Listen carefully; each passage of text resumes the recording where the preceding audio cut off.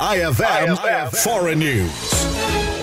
Nagtipon sa kalsada nitong Sabado ang libo-libong mamamayan mula sa iba't ibang panig ng Estados Unidos upang ipahayag ang kanilang pagtutol sa mga aksyon ni Pangulong Donald Trump. Ang kilos protestang pinamagatang 50-51, nangangahulugang 50 Protest 50 States One Movement ay isinabay sa pag-alala sa 250th anniversary ng American Revolutionary War, isang makasaysayang pag-aalsa laban sa pamumuno ng Inglaterra. Tampok sa mga panawagan ang iba't ibang issue, kabilang ang umano'y maling deportasyon kay Kilmar Abrego Garcia, isang mamamayan ng El Salvador. Isa rin sa mga binabatikos ng mga nagproprotesta ay ang Department of Government Efficiency, isang programa ng administrasyon ni Trump na layuning bawasan ang mga trabaho at gastusin ng gobyerno. Tiniligsa rin ang umano'y kakulangan ng aksyon sa kaso ni Garcia. Bitbit ng maraming kalahok ang mga placards na may nakasulat na No Kings, paggunita sa diwa ng Rebolusyong Amerikano laban sa monarkiya. Sa kabila ng mga protesta, nananatili sa 45% ang approval rating ni Trump sa unang bahagi ng taon batay sa survey ng Gallup. Mas mataas ito kaysa sa 41%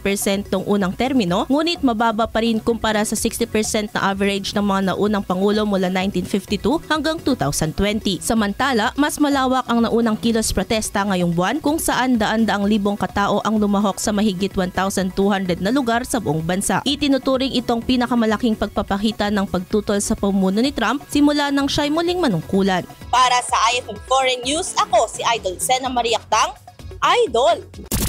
IFM News.